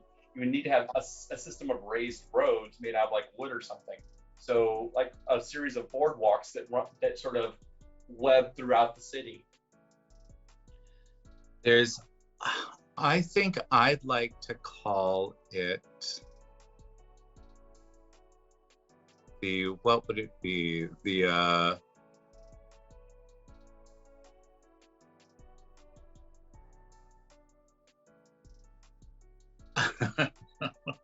I'm going to call it the transom, because it's the section of the city where the docks, which are wooden, sort of move into the stonework of the rest of the city. So that there is, yeah. I was going to say, now if you're talking about really swampy land, stonework wouldn't be the best way to build a home. No. You need lighter structures, or even structures that float. And perhaps many of the buildings are built on in such a way that they could float if they were unmoored and the water was high. Absolutely. Let's see. So the docks are All right, metal structure protects the new channels. So The that reminds me structure. of the floating cities in Polynesia. Mhm. And I'm trying to think of a good example. Indonesia has numerous, and they're built on rivers or swampy land, and the buildings themselves float. They're moored and have the ability to float on their own. So Nice. so that they can make use of the land, because the land itself is too wet to really build solid construction. Like heavy stone construction would just sink. The same problem that they're running into in Venice right now. Well, there's a God. I was just reading an article about a place, I think might have been Denmark, where it's a city that's built on the shore of a lake, and Mhm. essentially they've completely run out of land to build on, so they actually built a floating section on the lake that's attached to the utilities of the city itself. So they still have Mhm. electricity and sewage, like all that kind of stuff. So absolutely, absolutely. Let's see. So, all right. So the structures of the docks are moored and float atop the water.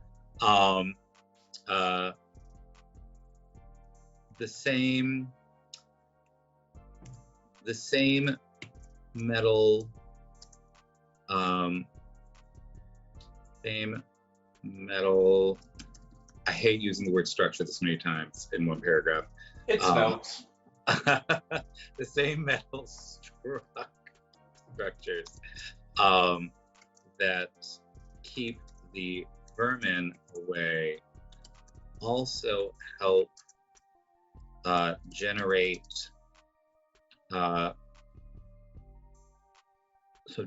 small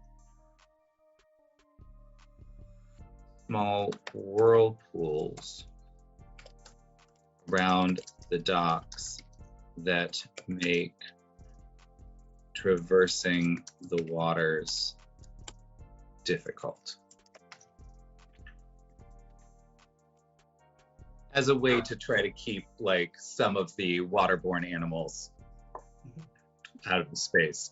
All right, so And those eddies also have this fun thing where they can collect fish, and make it easy to catch. In my hometown, we have numerous eddies in the river due to our construction on the river, and those eddies at certain seasons will just be filled with fish. Yeah.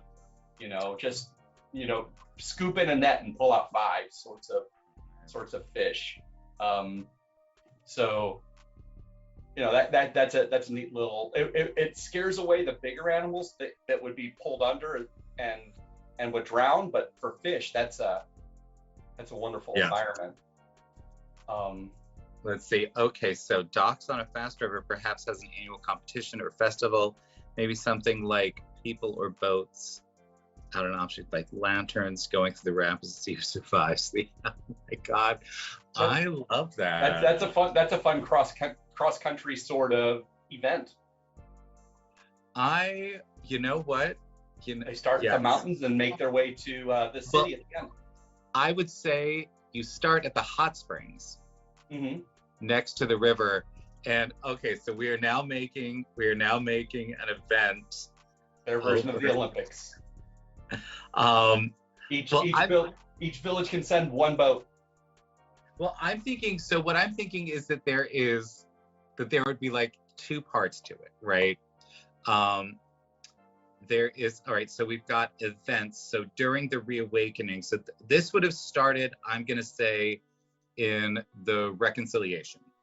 They wouldn't have had time to like make this happen before that, but during the reconciliation, major events. All right, so it is. So the name of the river is Fradra. So Fradra is the river that is the gift from Dra. I'm gonna call it. The event is going to be called Fradadra.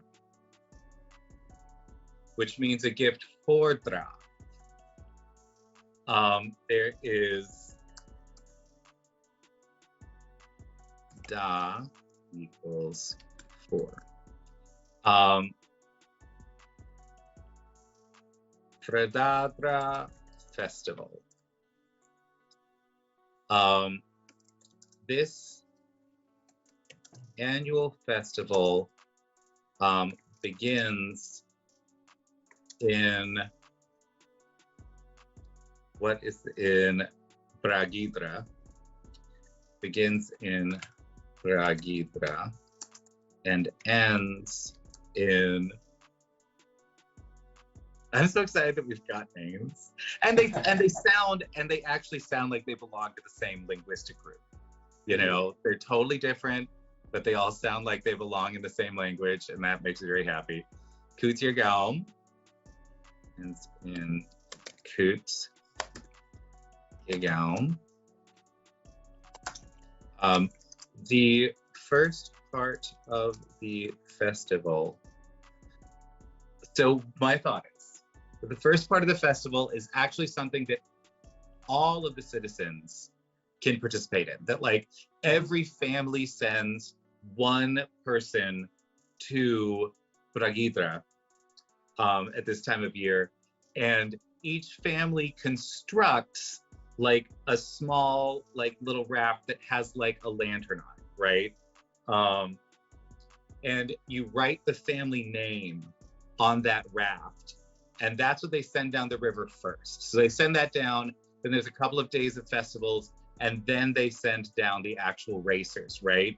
And you have the people at Kutirgaum waiting to see which lanterns will actually make it to the actual ocean.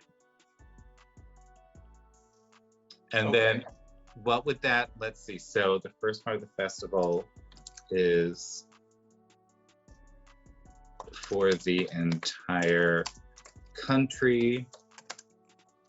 The citizens each send one representative per family with their best small floating structure. Each small raft has the family name inscribed upon it.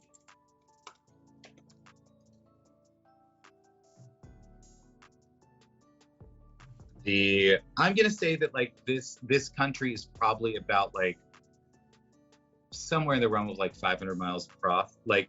So from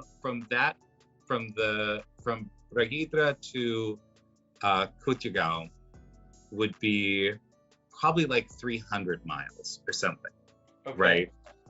So it would probably take like on a swift moving river, the lanterns would take how long? They're probably going about, since they're not stopping, they're probably going like maybe 50 miles a day. So that would be a week.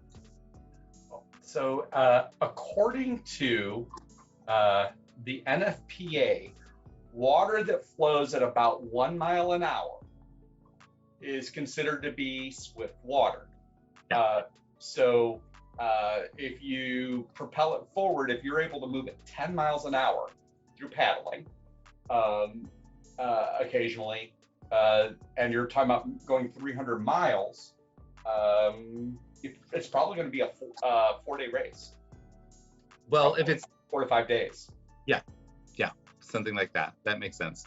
All right. So the raft has a family name inscribed on it. The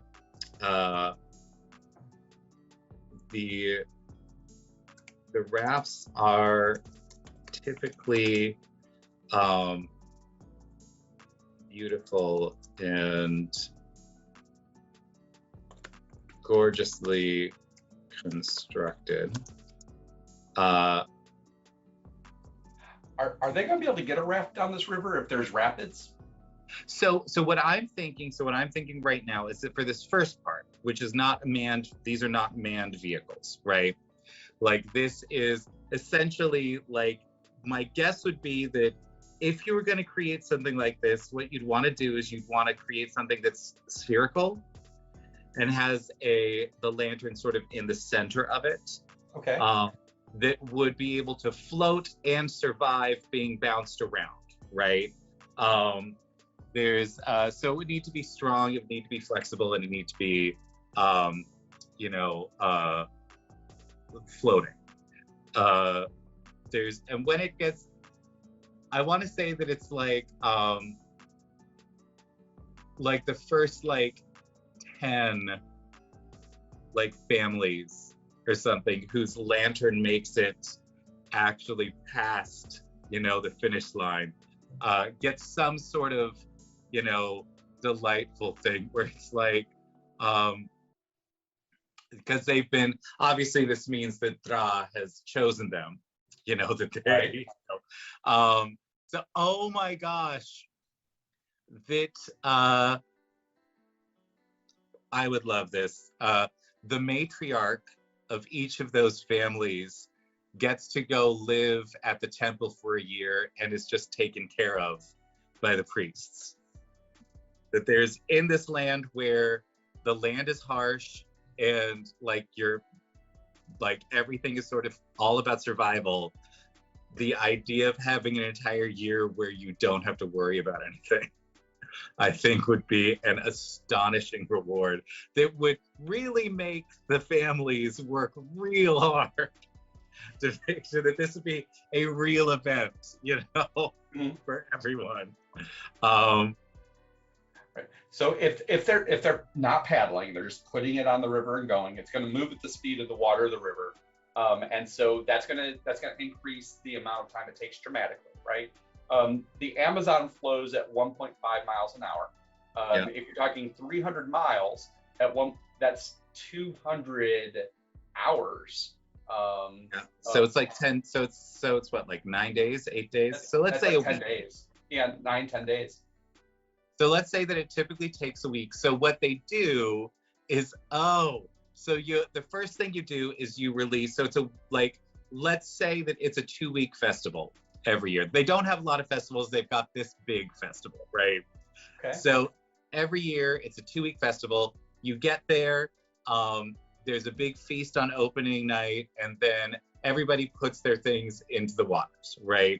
And there are just thousands of lanterns now. And when I say lanterns, I mean probably these are things that have had, you know, continual flame, you know, like Right. cast on them, not an actual physical flame. So suddenly the river is just full of lights. Just this beautiful thing. And everyone that is still stuck at home, you know, gets to see all of these beautiful lights coming along the river, you know, that this would be a celebration. And probably they would get separated out quite a bit, you know, so probably as you get further down the river, it would be like a full day of lights, you know, like these will float back for the whole day. There's, so you start with, I think you would start with that. And then there'd be like a couple days of feasting and preparation for the race. And then like maybe 3 days later, the race starts, so that the racers and the lanterns will all end up in Kutigao at the same time, around the same time, you know. I think that would be, that's what are your thoughts? And chat, I'd love to hear from you too. There's artificers love the opportunity to show who has the best device to carry the lantern. Absolutely, they do. This is very important. Of course there's a design contest. There has to be a design contest. Absolutely. You know? It's like boxcar derby. Sort of, you know, you gotta have the best tips, you gotta have the best woods, you gotta know what you're doing, build on your design. Well, I feel like it would absolutely be something that all of the different, especially the magic users, Like this would be a time for them to really shine. It's like, the druids would spend all year long like growing the toughest and most flexible like flax, like or like hemp, that they're going to like turn into the ropes. There's Mosey. That's actually really interesting.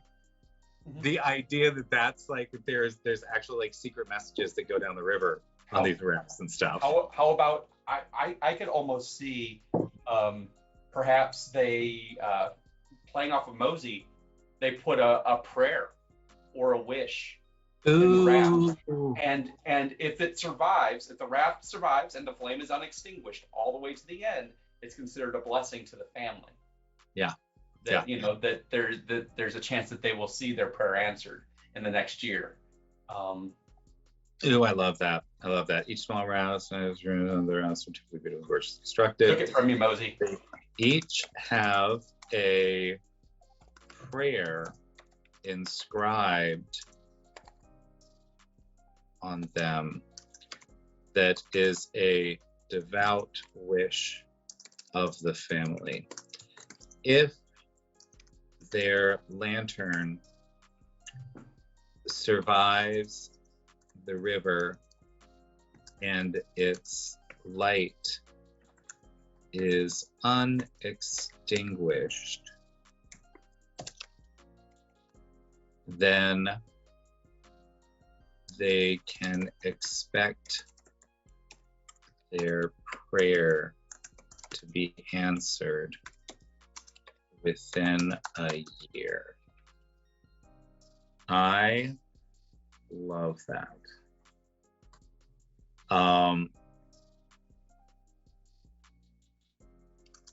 Because we're writing this 200 years in the future, so it would be I'm gonna say it started maybe 300 years after they got here, as they started. So let's say, so in the 900-year history of this race, every single year, 10 rafts have survived the journey.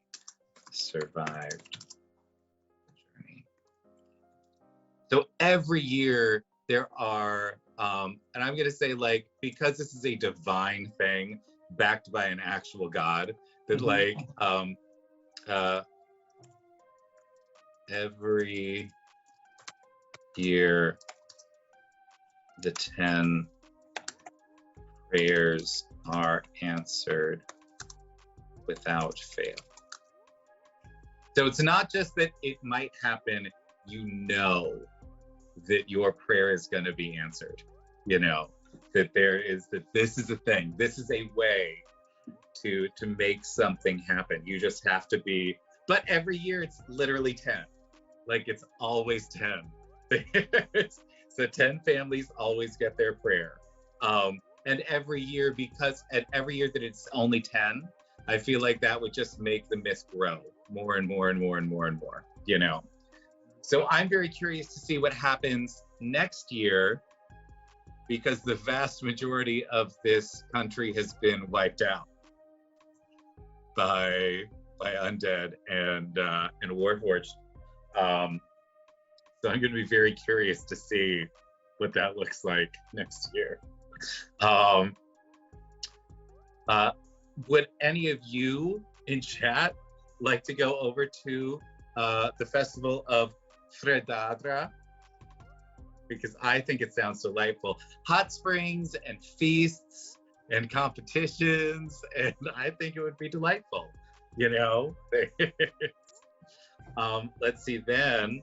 It's also neat that we're taking a civilization that is probably viewed as monstrous or terrible, and showing that, in reality, the people of Nanked are a good people with extensive traditions, and it's really just this particular person. Mm-hmm. who had control of the entire country through the hive mind, you know, and that when left to their own devices. So I feel like this, though, I think it very specifically speaks to the hive mind itself, that if enough people in the hive really want to do something, they can in fact make that happen. You know, even if somebody else is trying to exert control over them, that you always have that choice. Is the actual boat races that, so what do the boat races determine? Because I feel like in a land of survival, with a god of survival, that like there's always, it's never just, you know, you win. It's that there has to be something that you're aiming at. You know, that this is, the competition would be fierce here. Mhm. That, and essentially that bragging rights are not enough. They're not? I mean, I feel like in a space like this, they wouldn't be. Like that there's, if, you know, if your entire culture and your religion are based on the idea that you have to get better and better and better, that there would be, that it would not be enough to say that you were better, you would have to prove it over and over and over again, you know? And that there would have to be a real reward for you to do that. I want, what is, Because I think if only 10 survive and you put your family's wish on it, the chance that your family's wish might be granted by draw might be. No, so that's the rafts. I'm thinking about the actual boat race that happens after that.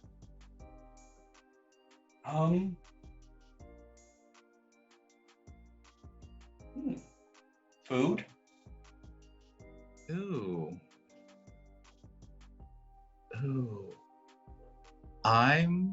Let me see. So let's see. Working this into like a hive mind thing, it would be, that would absolutely make sense. If the granaries, like if each city has like huge granaries, right?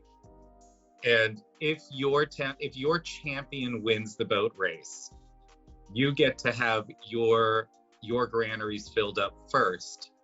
And that way you have less distance to travel. Like it's less work for you to do whatever job you were doing.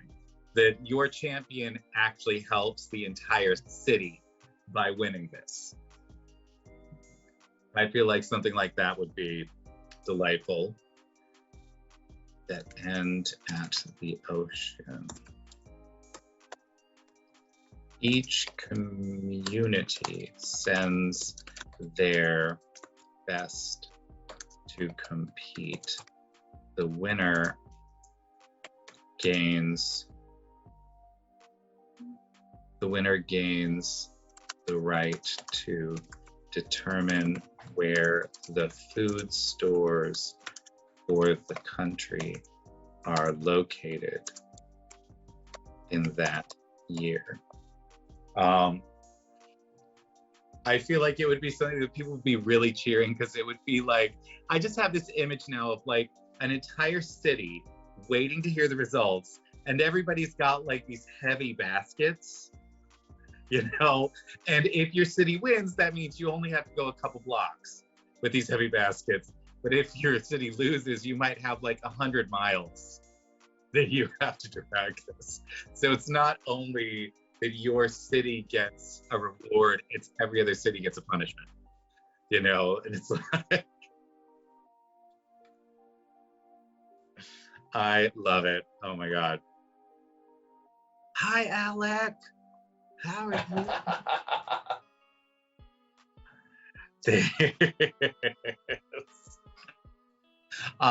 Yeah, I love that. Okay, so we've got, so we have got 2 cities really nicely, I think, pulled together. We are, so I'm gonna have some fun things to do with my players. You are. Over the course of the next couple weeks. In 2 weeks, though, what I'd like to do, because At that point, we'll be getting close to the series finale or the season finale of these guys as they finally make their way. And it is not a secret that the whole point of this whole season has been to go and get rid of Kilnasi, the Lich Queen. So that's where they are headed. In about 4 weeks, they're going to be getting there. So in 2 weeks, what I'd like to do is I would like to really dig deep into Kalamundra, which is the capital city of Nanked, and see really what that looks like. Who lives there? Like, who lives there now? Now that the Lich Queen is back, you know, what does that actually look like? I think that will be very interesting. There is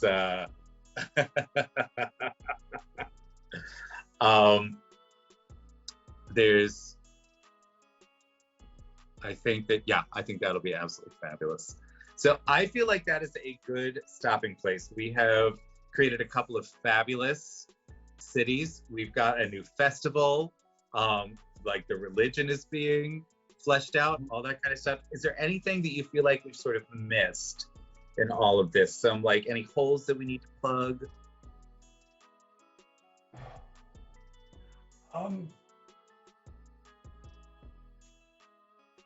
So we're going to get into Kalamundra and its ruler next time. Yeah. Because that's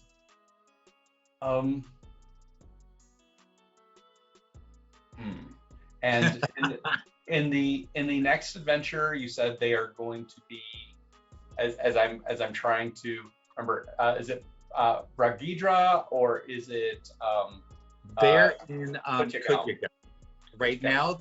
So right now, the hunters, because there's 2 campaigns. So the Hunter's Harvest is in Kutyagal right now. They have just met the mayor and learned that the entire city has been turned into vampires. Lando's character did, because the vampires are now starving because there's no living people left in most of Nanked. So Lando's character, who is a dark elf wild mage, whose planar touchstone is the touchstone of absolute law called the luminous geometry, teleported themselves back to their homeland and then teleported like 8 full-grown cows back so that the vampires could actually eat something, so they wouldn't be starving and attack people. So that's fun. That's new and exciting.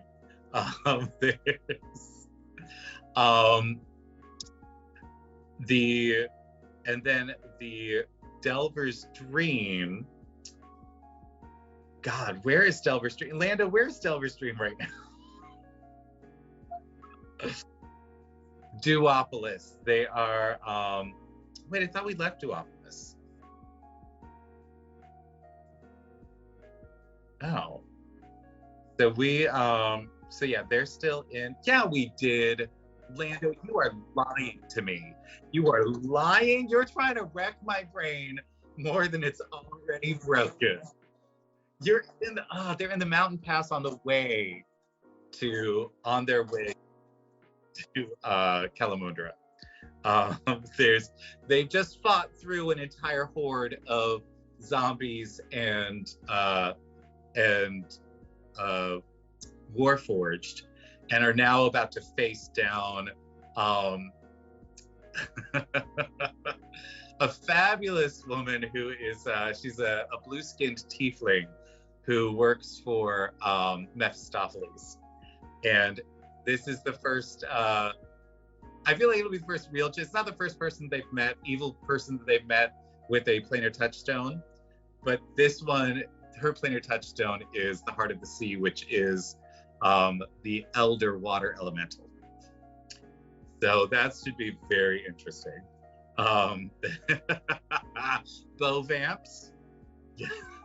I feel like that is either a Far Side cartoon or a Robot Chicken short. Like, I feel like it's one of like a cow, like Bo Vamps is definitely one of those two things. There's and yes, absolutely Tallahassee vibes from the Lich Queen. I am fine with this. So yes, super excited. Thank you all so much for being here today. Connor, why don't you tell me what's your favorite thing that we created today? My favorite thing that we created today is the race. I adore that even in this place, there are some customs that are just, you know, they're transcendent, they're reaffirming, and if your heroes experience events like this, they're going to feel conflicted about the place. And you know, I'm very happy that it presents an image of the city that shows that there's more depth to it. It's not just, ooh, big bad evil people. Now it's like, I think okay. I think this is going to be a really interesting way, because I think, not to reveal too much, so I hope about what's going to be happening. I think this might be the time of year of the festival, and I think there might still be some lanterns on the river, like from people that have hidden, that have survived, you know, like the zombies, and have still, because this is such a powerful moment for them, that they still make their way to the river with the prayer, you know, in order to try to save their families, or, you know, like what have you. I think that'll be fabulous. Yeah. Rebellion through tradition. Oh yeah, I like it. I am 100% here for it. My personal favorite was the hot springs, because I miss my hot springs. But I love like that sort of subversive like moment where it's, you think of religion, and most of the time you think of monolithic buildings, you think of grand architecture, you think of, you know, wealth and power, you know, collected in a space, you know, and this one, absolutely not. This is just a worship of a space that, in a country that is devastating and horrific, you know, where everything is poisonous and everything is going to try to eat you, that there is a space that is just peaceful and beautiful, and that is the true heart of the actual city, or the true heart of the religion, the true heart of the country, is not the race to power. It is the race to power and what it gets you, which is the ability to finally have peace, you know, that ultimately is the goal. Yeah. So yeah, I'm super excited by that. So I want to thank everybody for being here today. You're all awesome. Thank you so much for the raids. Thank you, Nature Claws and Games and Tea, for stopping by. That is just so amazing. And thank you, Old Brogger, for the subscriptions. That it always helps. You know, it is just, we absolutely, you know, depend on our fans to keep the lights on and all of that good stuff. So thank you for being so supportive of us as we keep growing and building and trying to make wonderful things happen and attempting to decolonize the whole TTRPG space. You are all amazing. And now we are going to go and raid one of our stream team compatriots. Oh, we're going to do the raffle, because I'm a filthy liar all the time. I just lie to people all the time. So today's raffle is brought to you by Phoenix Dice. We love Phoenix Dice because they make everything out of recycled materials. They love the world we live in just as much as the worlds we play in. So please hit !raffle for your chance to win right this very moment. I'll give it like a minute for everybody in chat. Hey, chat, sign up. Time to sign up, chat. Hit exclamation point raffle so you can get some dice. Filthy dice goblins, just desperate for those dice, doing all kinds of craziness. There's so yes, oh good, we got some extra people in the raffle. That makes me very happy. And hey, hey chat, thank you for signing up. Let's see who wins. Lando. Gimme, gimme, gimme. Gimme a winner. Who's it gonna be? Who's it gonna be? It's Phantom! Oh my God. Phantom, is this like the third time you won? I feel like Phantom has like some sort of magic code.